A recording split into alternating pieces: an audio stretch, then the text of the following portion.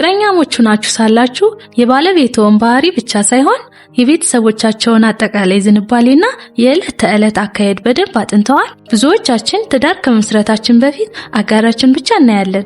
ነገር ግን ከርሱ ጀርባ ያሉትን ቤተሰቦች ባህሪና አሰራር መመርመር እንረሳለን። ለምሳሌ ያህል ወንዱ ከጋብቻ በፊት ለቤተሰቦቹ የነበረውን ከፍተኛ ድጋፍና እርዳታ ትዳር ከያዘ በኋላ በድንገት ቢያቆም የቤተሰቦቹ ምላሽ ምን ሊሆን እንደሚችልስ አስበውት ያውቃሉ? ይህ ሁኔታ በቤተሰቦችና በባልና ሚስት መካከል ከባድ ውጥረትና የትዳር መቃወስ ሊፈጥር እንደሚችል ስንቶቻችን እናውቃለን?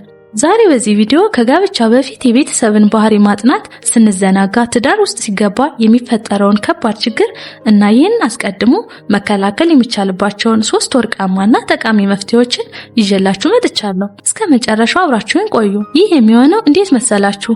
በሳይኮሎጂ ዓለም ውስጥ የትዳር ህይወት የራሱ የሆነ ጸጥታና የተሟላ ነፃነት ያስፈልገዋል።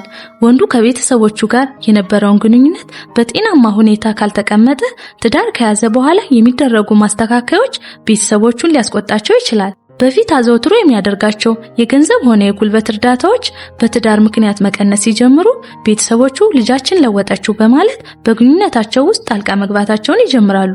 የቤተሰብ ጣልቃ ገብነት ደግሞ ቀስ በቀስ የቤትዎን ሰላም ይበላዋል። ታዲያ ከዚህ ከባድ ማህበራዊና ቤተሰብ ጫና እንዴት መውጣት እንችላለን? እነሆ 3 መፍትሄዎች። አንደኛ፣ ከጋብቻ በፊት የቤተሰብን ባህሪ አሰራር በንቃት ማጥናት።